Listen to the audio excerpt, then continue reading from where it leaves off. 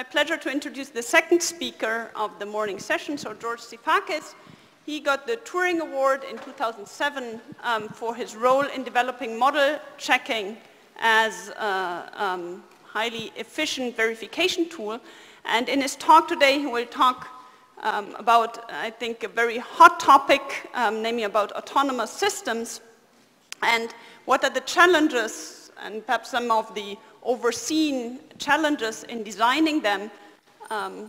So the title of his talk is Autonomous System, a Rigorous Characterization of the Architecture, and technology is working, so thank you. Thank you. Last year I talked about system design, so I will continue the tradition. And this year I will focus on autonomous systems. The main motivation for that is a vision that we call the Internet of Things. And this is a vision that promises marvelous, a lot of marvelous achievements, integration of services, smart services, smart management of resources. And last year I had explained that this vision involves, in fact, two parts of uneven difficulty. Something especially is called the human Internet of Things, where it's a mere improvement of the Internet. You have the basic model is okay, you submit a request and you get some answers, and in this new version of the Internet there will be semantically more rich. And the most challenging part is the industrial Internet of Things, where here we are seeking full integration of services and systems without human intervention. So we want to fully automate the processes, and humans will only tune some parameters, and this is really the challenging part of the Internet of Things.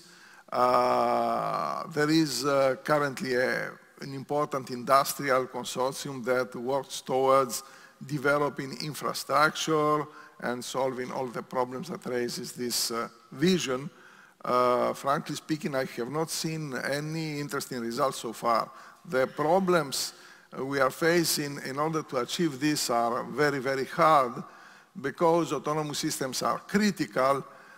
So a well-understood difficulty is that we have infrastructures that are not trustworthy enough.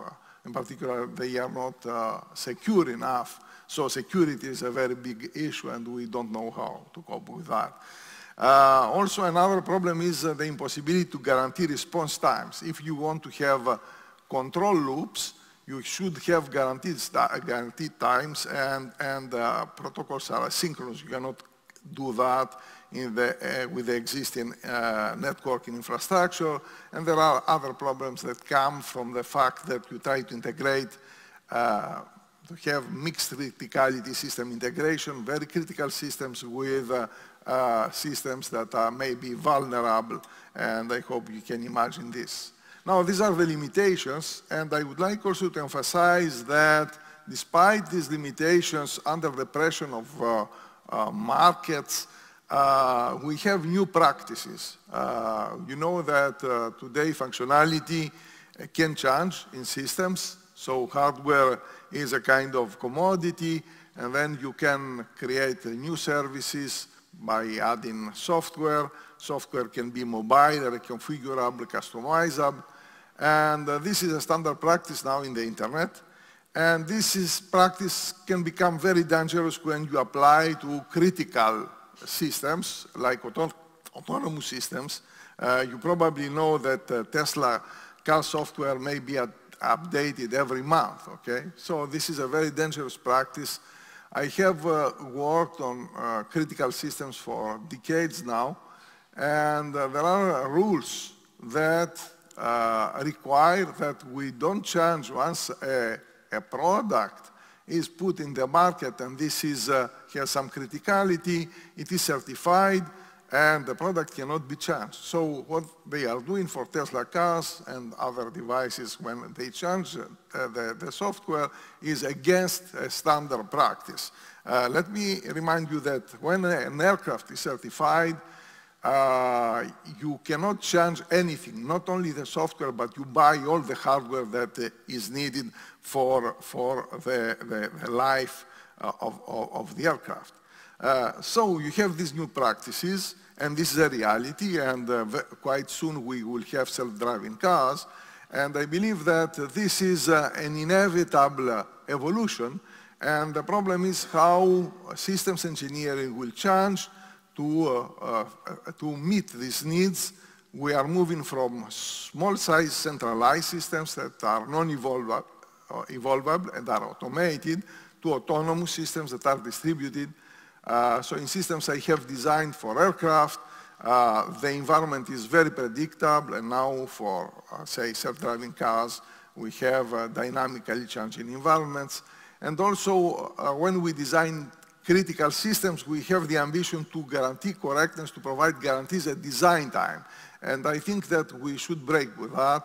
It's not anymore possible to provide all guarantees of correctness at design time. So, this IoT vision challenges our capability to build trustworthy systems.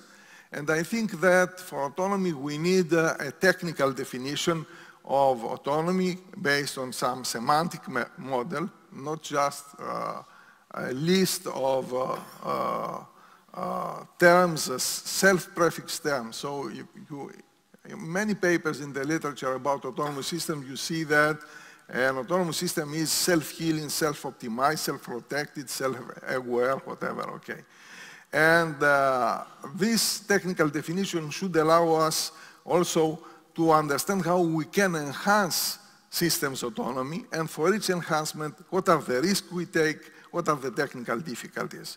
And I would like also to remark that the technical discussion about autonomous vehicles focuses mainly on AI and machine learning. I don't doubt that these technologies are important, are key to achieving autonomy. Nonetheless, there are other issues related to the design of the systems, and if our design has flaws, no matter how intelligent is the machine learning techniques you use, okay, it does not help. So we should be careful with that. The important question I would like to address here is whether it is possible to develop rigorous design methodologies and associated trustworthiness assessment techniques. So this is an outline of my talk. I will introduce the concept of autonomy. Then I would like to show you how it is possible to have a model-based approach. Why model-based approaches are important? Because you need the models of the system you design to establish guarantees. If we don't have model, then you cannot have guarantees. And then after that, I will try to explain how the rigorous system design approaches that are advocated by standards can be applied to autonomous systems, or what are the difficulties to do that. So to explain the concept of autonomy, I will consider 5 examples: a thermostat, a train shuttle, a chess playing robot, a soccer playing robot, and a robocar. So all these are systems, then consist of agents. Just to introduce some terminology, an agent is a computing system, and the agents control objects. These are physical systems, and they interact in an environment, and the purpose is to meet some global goals. Now, as a designer, if I have to design an autonomous system, I have to determine the behavior of the agents, pursuing individual goals so that the collective behavior meets the system global goals. I think the problem, at least, is clearly stated. Now, I would like to open a parenthesis here and explain what it means technically to meet goals. So this is a game that plays the agent for a given environment. The agent knows the goal. So for me, the environment model is an automaton, is a transition system. So you have states, you have actions, and in this model, you distinguish between green actions. Green actions are controllable actions that can be controlled by the agent, and the red actions that are uncontrollable can be played by the environment. So if I consider this example, I have goals, never reach bad. So bad is a state of my model, eventually reach target. This is another state. So there are methods that synthesize plans. The plan is a tree in the most general version, a tree with alternating controllable and uncontrollable actions. So generating plans is like solving a game problem. And okay, I can say a lot about that. This problem of plan generation does not admit algorithmic solutions unless the environment model is simple enough. It is, say, finite state. In that case, you can synthesize a maximal controller that contains all the possible plans. But in general, this is a non-computable problem. So now if I go back to the set of examples I have considered, okay, you see the differences regarding the environment, very simple to understand. The stimuli, so for the thermostat, the stimuli are very simple. It's just numerical information, temperature. For the shuttle, it's a bit more complicated. It's dynamic configuration of cars and state of equipment. For the chess robot, static configuration of pawns, you can read. And then the main difference are the way we deal with goals. So for a thermostat, it's trivial to have an explicit controller, a single goal. For the shuttle, I have designed controllers for shuttles of this type. You have an explicit controller, so at design time, you can compute a controller, and then you have some online adaptation techniques for comfort, for instance, many fixed goals.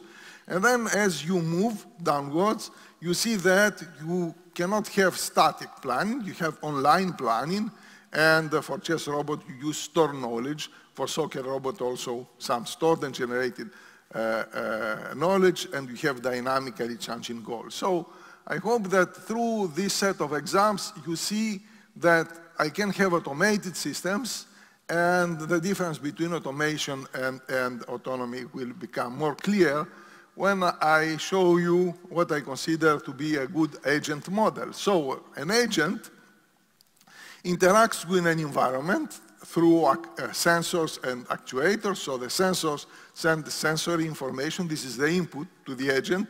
And the agent sends commands that are sent to actuators that may change the state of the environment. So here, this architecture involves 5 distinct functions and independent functions, and one knowledge repository. Knowledge is very important for agents and for autonomy. So the knowledge repository, in the knowledge repository we store concepts. What I call concepts are models of the objects and of the agents of the environment and their properties. And this is very important, for instance, for this function, the perception function. The perception function takes sensory information and identifies, analyzes, and says, I see a car, a pedestrian, a traffic light, so concepts that are stored in the knowledge repository. Then the other function is the reflection function. The role of the reflection function is to build a model of the environment. So I build a model of the environment. Why I need the model of the environment? Because I want to make decisions based on this model. And I make the decisions by combining 2 functions, goal management and planning.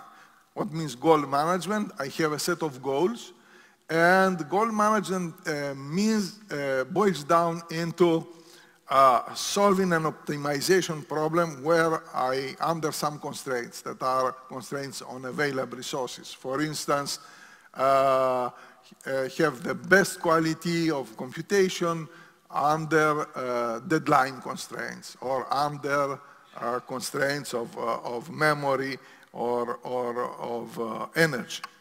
And then the planner, given a goal, given a model of the environment, generates plans. And then what is very important for adaptation is this self-adaptation function that handles knowledge. Where we find knowledge, knowledge is generated either by using machine learning techniques or analysis techniques on the model, the environment model.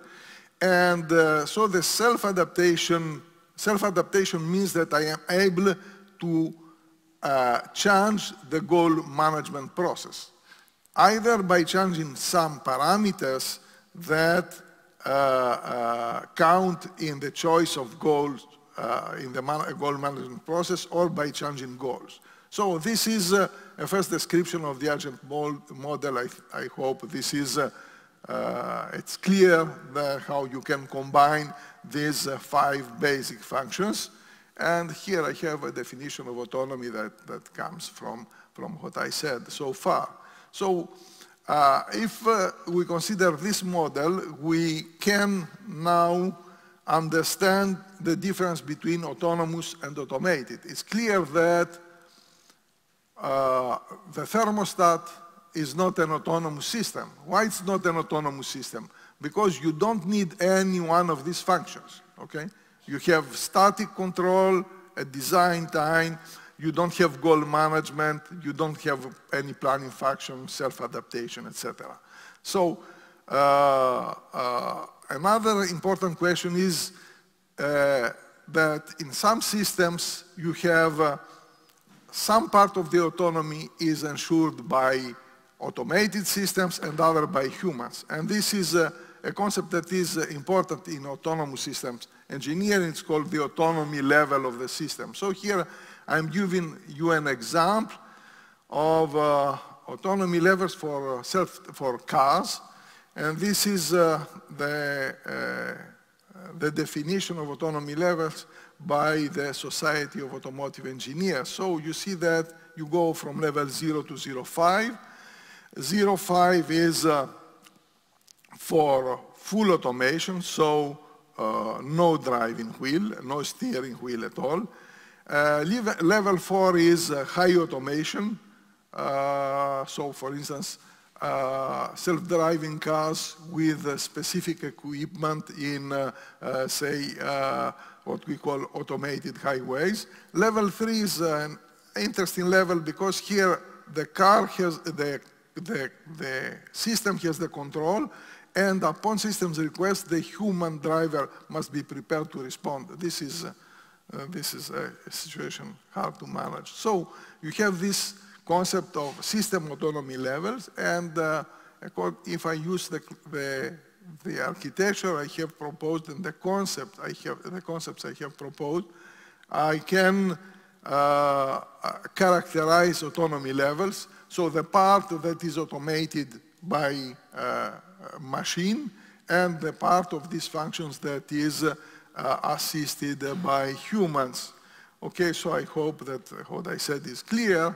And in practice, I would like to emphasize that to determine the autonomy level of a system, you have 3 types of parameters. One is what I call autonomic complexity, so I will define this concept later. The other is design complexity, and the third is the degree of trustworthiness that you are seeking. So typically, if you have critical autonomous systems, it's not realistic today to have full autonomy. You will find some compromises where humans can intervene. Okay, so now let me consider something more technical, how I can define models for autonomous systems, and what are the minimal concepts to define models for autonomous systems. Now there is a problem with, okay, I don't know why. Some instability in the system. Okay, so let me explain this idea that how I can define models, how I can define behavioral models of autonomous systems. Why I need models? As a designer, I should understand how objects and components and agents interact. And I should, for each agent, each agent should be able to define a model of its environment. So I should explain what is a good model for autonomous systems. I've been working for a few years on this idea, and now we have a language to describe autonomous systems. So I'm giving some the basic concepts of this language, in fact, we use to describe autonomous system. So a system, I consider that it is composed, it's a set of motifs. It's an architectural motif. It's a world where component instances live. So component instances, I suppose that they have types of agents and objects. So these are instances of agents and objects. And I suppose that each motif is equipped with a map. A map is a reference structure that plays a very, very important role for the organization of the computation. And the components of the motif that may belong to many different motifs have addresses that are nodes of this map through an address function. So this add function defines the positions of the components in the map. And then we can talk about interaction between components, and interaction means strong synchronization between components, collaboration between components, and configuration rules.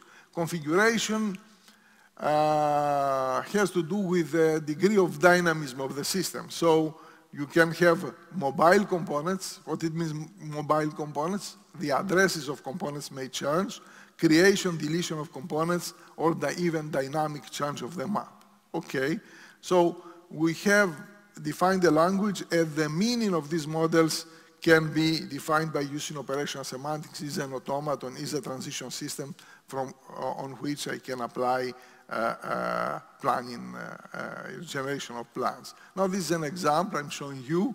We have, say, self-driving cars on a road, and I have here two maps, two motifs. One, the road chunk map, which is a geographic map on which I show the addresses, the nodes are coordinates, geographic coordinates of the road, and a communication map, and then I can write in my language interaction rules of this form. For instance, that for any vehicles A and A prime, if their distance is small enough, then they exchange their speed, or I can have mobility rules that are configuration rules. So I have a language to do that, and since I have a language to do that, now I know how to define the behavior of agents. So the behavior of agents, of course, when I design the system, I should have a clear understanding about what is the environment model. And so each agent receives, as I said, sensory information, and the perceptor identifies agents and object types and gives this information to the reflection function that builds the model. And of course, the problem is how to build dynamically a model and keep track dynamically of the changes of the environment, and this is a very, very important problem. I would like also to say a few words about the use of knowledge, because this is a very important aspect. First of all, you should have a formal definition of what knowledge is, and knowledge is about the definition of types of agents and objects, map patterns, and also some declarative knowledge, laws, invariants of the system, methods you use. So all this, you have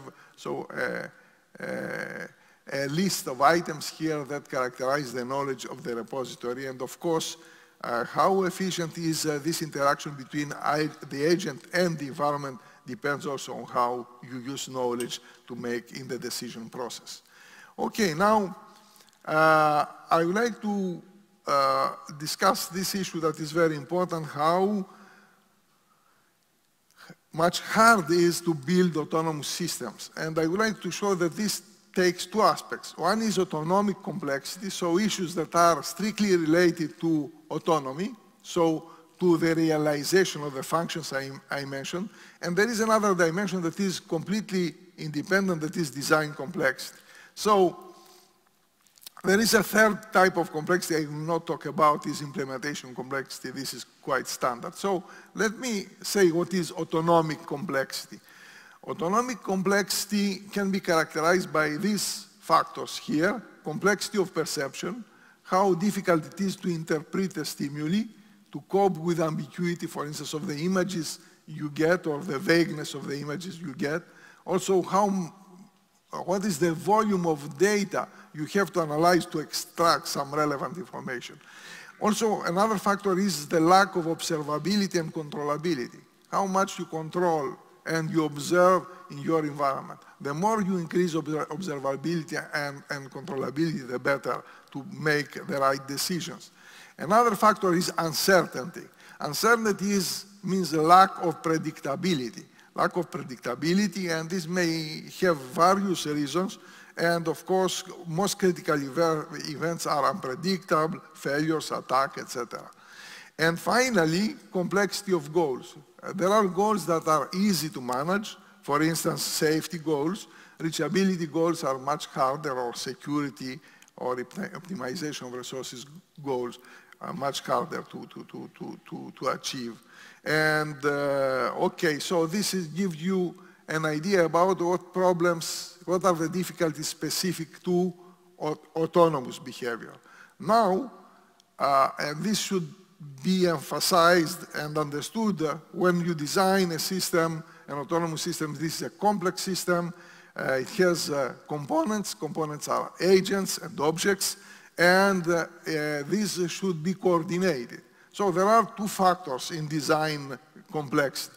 One is reactive complexity of components. I'm going to explain this. And the other is architectural complexity. How much it costs to coordinate components. And reactive complexity is how much involved is the interaction of components with their environment. So reactive complexity does not characterize the complexity in space and time, or whatever the length, the number of lines of code in the component. It characterizes the intricacy of its interaction with the environment. So you may have very simple components in the sense that their interaction is very simple to understand with the environment. Transformational components.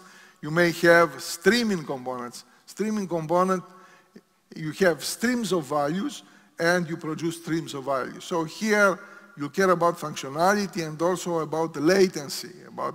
Typical examples are, say, encoders, signal processing systems.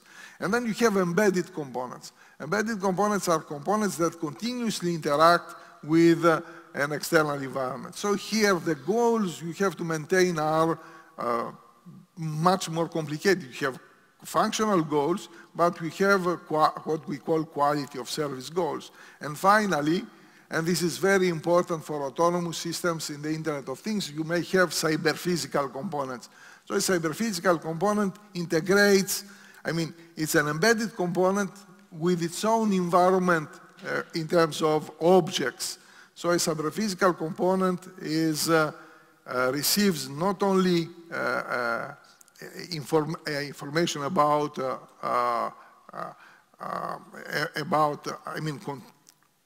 receives also information about physical quantities, and that's very important. So cyber-physical components, if you want now to represent them as agents, you should consider not only the external environment, but the internal environment.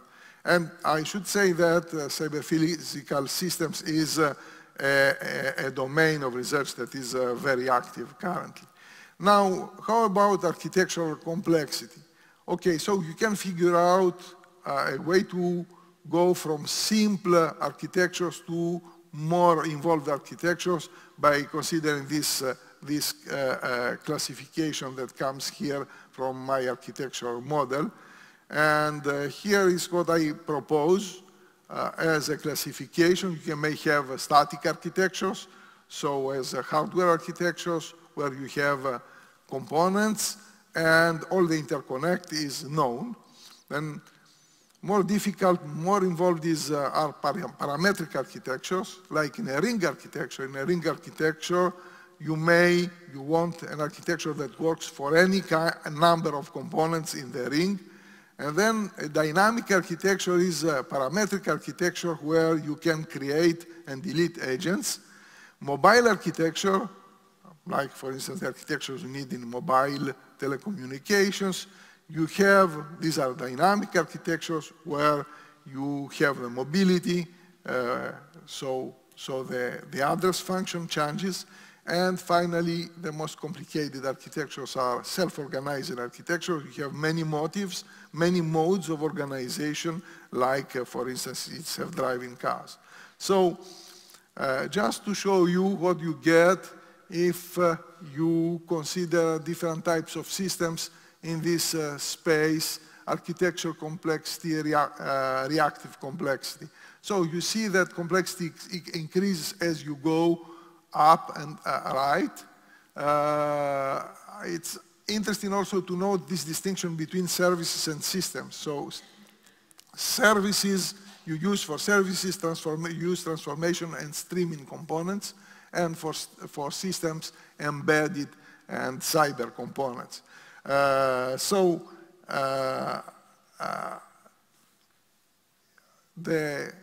place where you have increased autonomy is there. So these are aspects also to be considered when you design autonomous systems.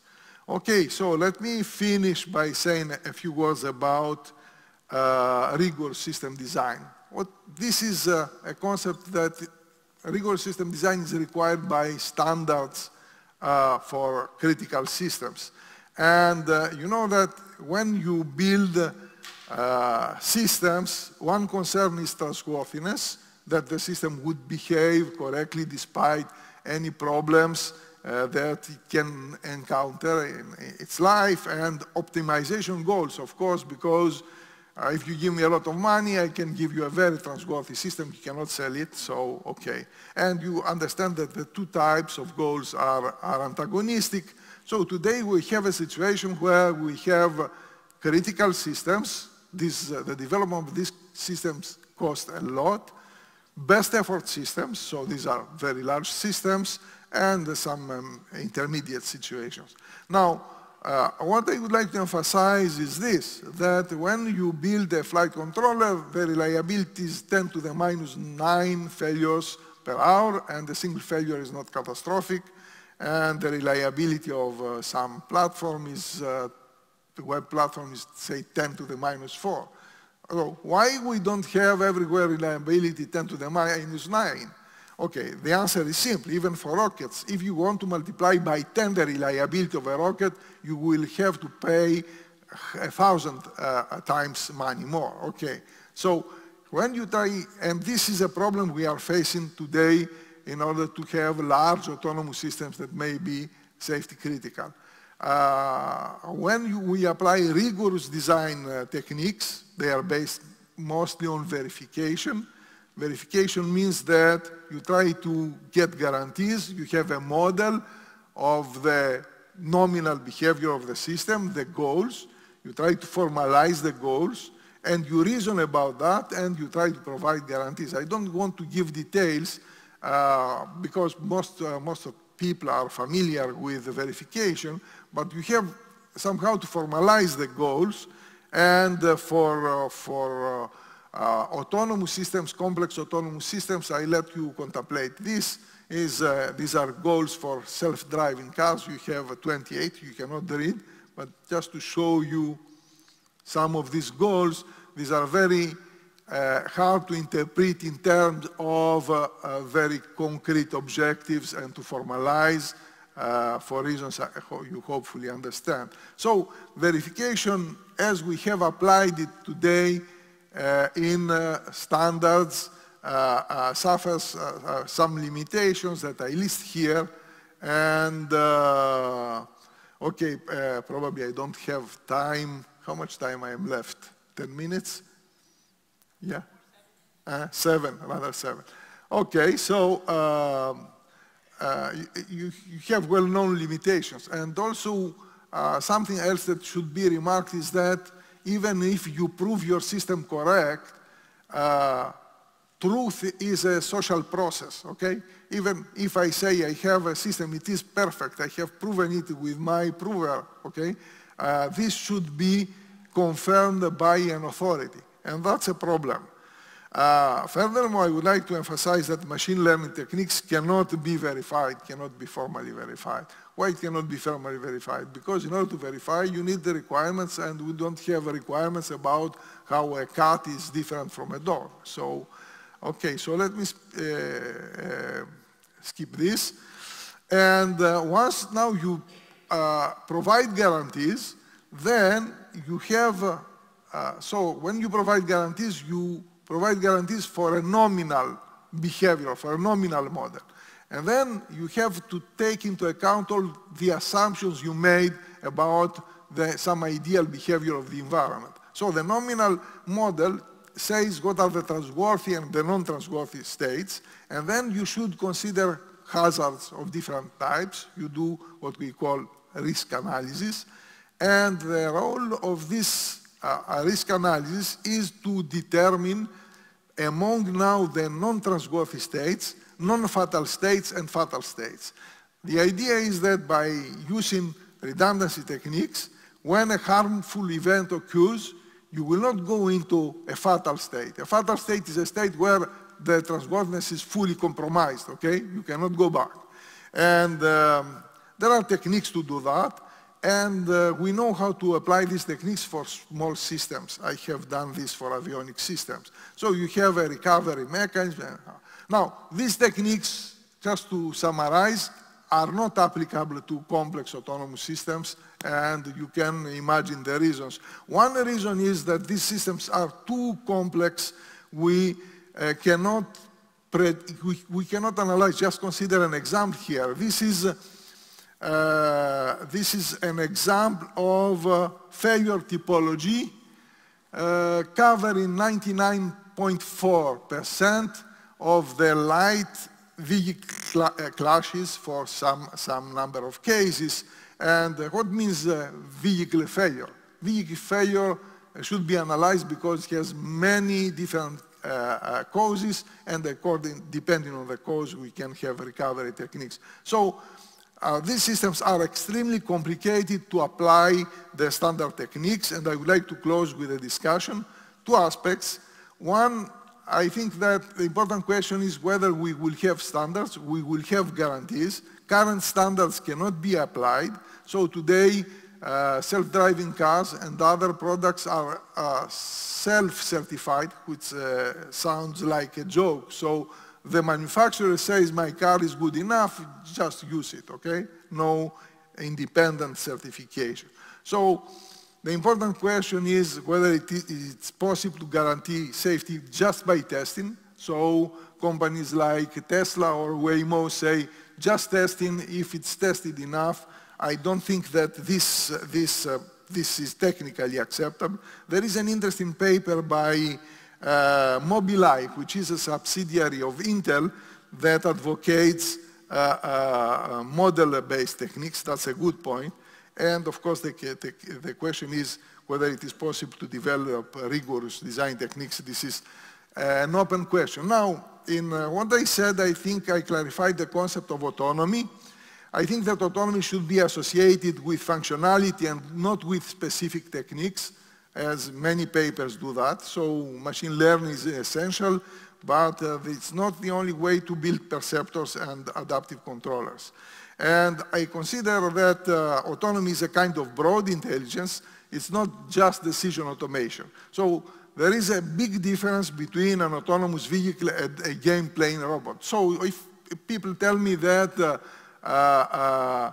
AlphaGo is the summum, is the height of intelligence, I laugh, okay? It's ridiculous to say this because we know how it works, and I think that It's not true, because in that case, you have a very good situation awareness. You know perfectly the rules of the game, and in autonomous systems, you don't know the rules of the game, you cannot formalize them. So building trustworthy and optimal autonomous systems goes far beyond the current AI challenge. Thank you.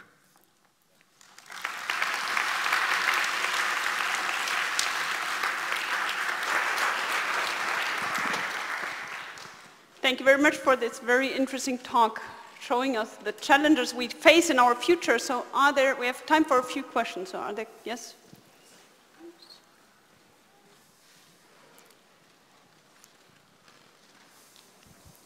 Thank you for the amazing talk. So I would like to know, are there any standard frameworks in which we can introduce stochasticity in the entire verification process? Because most of the real-life environments, for example, the ones in which autonomous cars learn and act, are highly stochastic. So yes. How do you make a model, model the stochasticity in its full-fledged form? Thank you. Okay, yes. Okay, so in the current standards regarding guarantees consider some very deterministic approach. Now, I think that we should introduce the stochastic approaches, but this still should be model-based, okay? Not just saying I have tested for I don't know how many millions of hours my system and it behaves correctly without being model-based, okay? So when you test, for instance, a program, you are still model-based, you have a criterion of coverage, for instance. So models are very important. We cannot ignore models. And the problem with all these machine learning techniques, AI techniques, is that they refuse, they don't know how to introduce models. And models are the basis in any scientific approach. All scientific knowledge is based on the use of models, okay? So we should not, we should understand this. Now, this can be perfectly stochastic, whatever, but based on models.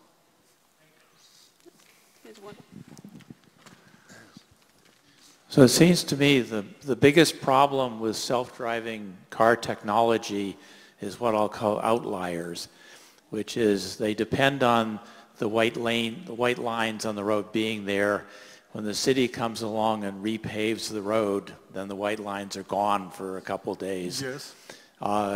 In huge snowstorms, the sensors fail, and it seems to me, if there's solar glare, then the sensors fail.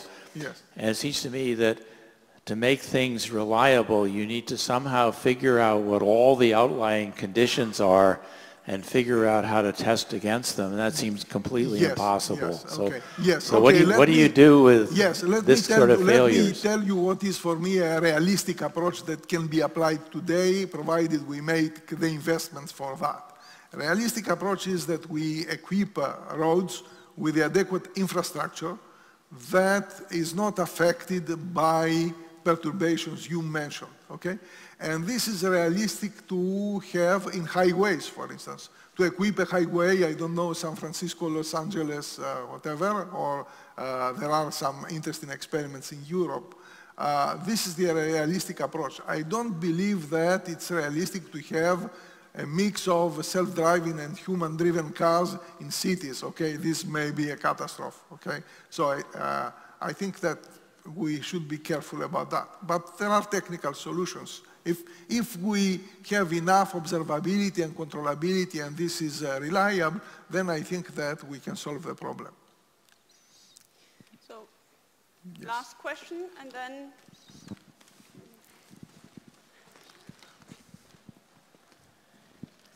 It seems to me that at least conceptually, there's a difference between trying to design autonomous vehicles that say, look at all the other vehicles and look at the pedestrians and look at the environment and make decisions about what to do, compared to a system where there might be a a bigger agent that's looking at all the vehicles, or at least all the vehicles in some region, and is trying to optimize things like traffic control Yes. in addition to safety. And I'm wondering, is this really a fundamental difference, or Yes. is there is one just a simple extension of the other? Let me summarize if I understood your question. One is the situation where you have autonomous vehicles, each one making its decisions and pursuing its own goals.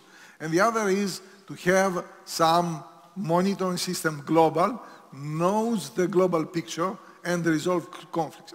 It's much simpler. But the problem is that you have geographically distributed vehicles.